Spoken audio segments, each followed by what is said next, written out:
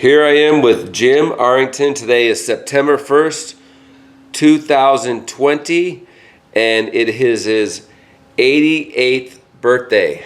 Is that correct, Jim? That's correct. And for you that don't know, Jim is in the Guinness Book of World Records as the oldest pro bodybuilder. And one of the reasons why is he still works out, and he specified he wanted to work out today on his birthday to inspire others to have a lifelong journey of working out and keeping yourself in shape, just so you have a good quality of life as you age. And hopefully, you know, you can make it in your 80s, if not 90s, like Jim has done. So Jim, what are we standing in front of here? Well, this is the home gym that I built 40 years ago. And while I've been training mainly at Gold's Gym down in Venice, it's closed down during this pandemic. So I decided I had to keep working out because I enjoy it. And so I remembered, hey, I have a pretty good gym right here in my own garage. And so we're going to go through today through the exercises I do and the things that I can do on this particular bunch of equipment. And so maybe you'd be interested in seeing some of that. Now, Jim, this what we're looking at right here, you built all this, correct? Yes, I did. I work for a metals company, Castle Metals, and I could get all the materials that I needed at cost plus 10%. So that was a real influence on my career. Nice. And so basically, this equipment is how old? 40 years. 40 years? Okay. 40 years. Okay. Now, actually, I'm most proud of the Smith machine, which has a few added features that most Smith machines do. First of all, it's made out of aluminum, aircraft type aluminum, and it's very strong. I've had 500 pounds on this machine. Not that I can do anything with it, but I have 500 pounds of weights, and I had them all on the machine at one time. Nice. And so you added, I'm like saying, you added these handles so you can do squats? Yeah. So when I'm doing squats, I hold on these handles. Nice. So and when I'm done or get in trouble or something, I can. Yeah, and obviously I have a Smith machine myself, and it does not have those handles. And so do they sell Smith machines with handles like that? I have no idea. Because I'm thinking that's probably one of the first ones I see. I mean, it's such a clever idea. Yeah. And the other thing that's different than mine, if you can see on the back side there these pulleys that keep the thing going up and down correctly. Most Smith machines have a pulley, two pulleys on the sides, on each side. Yeah. But I just offset the wire a little bit, and so I made it all on two pulleys. Yeah, you're right. Because the one I have, it's on the sides. Yeah. Interesting. And and I made everything on here except for these things for which I don't have the equipment to do it. I had one of the company's customers actually donated them to me. Nice. And this thing here is so that when you have it on your back, you can move it around. Yeah, make it a little more comfortable for yourself. Yeah. Okay, and so you're basically going to show us every exercise you could do with this equipment you built. Right. Nice. What I thought I would do would just show you the exercises that I do, but not in any particular order. Of course. First of all, the first thing I do, which I learned from John Probotnik, Mr. America, in 1950, who started a gym in Pasadena in 1953. And the first thing he had us do, I was a charter member, I was a sixth member. And what he did for warm-up is a chopping movement. And I'm going to do a set of that because I do this when I'm working out here, every workout. Okay. I do 2 warm-up exercises. This is the first. Okay, this is one of 2 warm-up exercises before he begins his workout. Right. And I do 20 reps with this.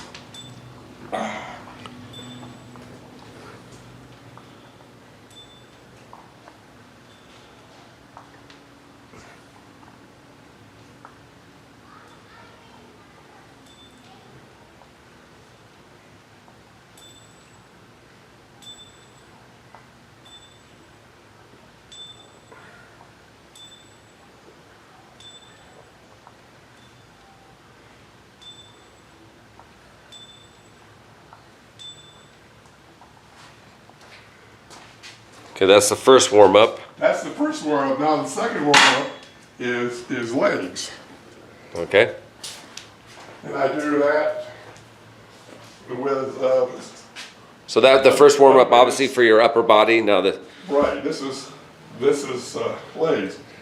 Now the thing about legs, when you're as old as I am, you got to be very, very careful with your joints. In fact, all the exercises you got to be careful about the joints, and you can't go heavy like you used to when you're younger. And no, that's one thing I've learned myself, and I think a lot of people, like when they're younger, don't realize is you don't need a lot of heavy weight to build a body. And some people, I think it's like more of an ego thing where people try to get into heavier weight and outdo each other and just bragging rights. But later on, you'll see that destroys your joints. That's for sure. The joints is the most important thing.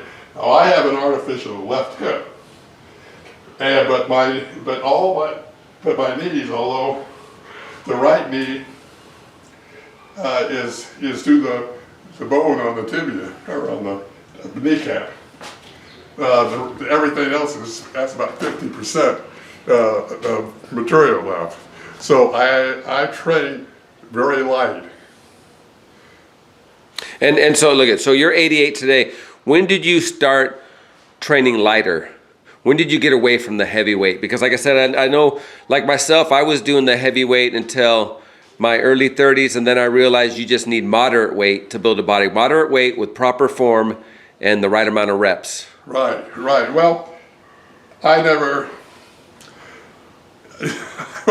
I've been trained very heavy for me for quite a while, and till I got sick, get injured or I would get sick of being catching a cold because I was overtrained. And so I'm breathing a little harder just from that. Yeah. Well, no, that's a good thing to get your blood flowing. Like you said, to get your whole body warmed up. So you did the upper body warm up, and then you just did the lower body warmed up, and you'll catch your breath, and we'll start hitting these exercises. Right. Okay. Now I train 3 days a week, and the Mondays is shoulders and arms, and traps. Wednesday is legs, and Friday is abs, chest, lower back, and mid back. Okay, so you do splits. Right. And now, is there a reason why you do splits versus full body? Well, I guess I don't have the stamina to do full body all the time. Well, was there a time that you used to do full body? Oh, yeah, yes, when I was younger. Well, wasn't that so bad? So back when, we go back to the Steve Reeves days and all that, that was all full body people, right? They weren't doing splits. Yeah, right. When I was at Potnick's gym, we do full body. It's about a 12 exercise, 3 sets of 5 for each exercise. Yeah. And I made very good gains on it. But then there was a time when I was really worked hard and really did made a lot of gains, and that was when I was about late 20s. And I, in a matter of about 6 months, I went from 155 pounds, which is my normal ordinary pound weight, to 215. But I had a 38-inch waist to go with it. So let me ask you this, Jim. So, and that was doing full body? Yeah, I was doing full body. Okay, so for Tanny's gym. Okay, so for all the younger people that are just starting bodybuilding, say people in their teens, the late teens, and early 20s, what do you recommend? Do you recommend they do full body, or do you recommend they do splits? I think they do splits. They're doing probably doing too much. They're working too hard. Now, when I started out, all I had was a couple of 3-pound ball bearings. I weighed 115 pounds, and I sent away for George Jowett's How to Build a This and That and Everything bunch of books.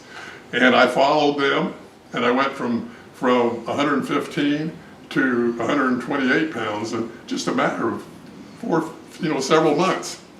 And I didn't change my diet or anything because my mother would only give me a certain amount of food. This is what you have. But of course, a lot of the food I had was milk because I'm a real advocate of milk. And then I said, well, look, Mom, how good I've been doing on this. Why don't you let me spend the $33 and get the real stuff from George Jowett? So I sent away, and he took your workout for every month. But what you had to work out with is a dowel about this long with a block that was move up and down, and you did things that I don't remember how I did it, but it did put another 5 pounds on it in the 6 months. But then I started lifting weights, and my gains stopped just abruptly. No gains at all. But then finally, I started just getting a little bit more. They started coming back a little bit.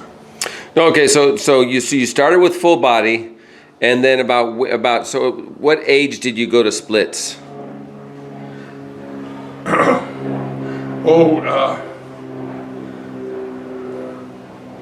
Golly, I would say I was in my 40s.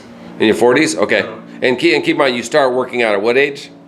15. 15. So okay. So you basically did about, what's that? 15, 25 years. Yeah. Full body. Then you went to splits. Right. Okay.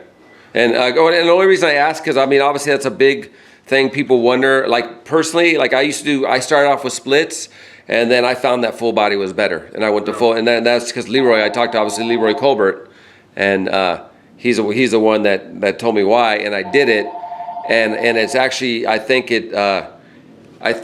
you get more rest with that day off for your whole body, and you actually look forward to your next workout more so than when you're doing splits. Right. Because there's some people like your splits are a little different though. You're doing splits every other day, and most people do splits 5 days a week. Oh, that's way too much. Yeah, you see what I'm saying? So in a way, yours is almost kind of like a split full body mix in a way, because you have that full day of rest in there. But I noticed that, like I said, I started off doing the 5 day splits like most people do and all the magazines say.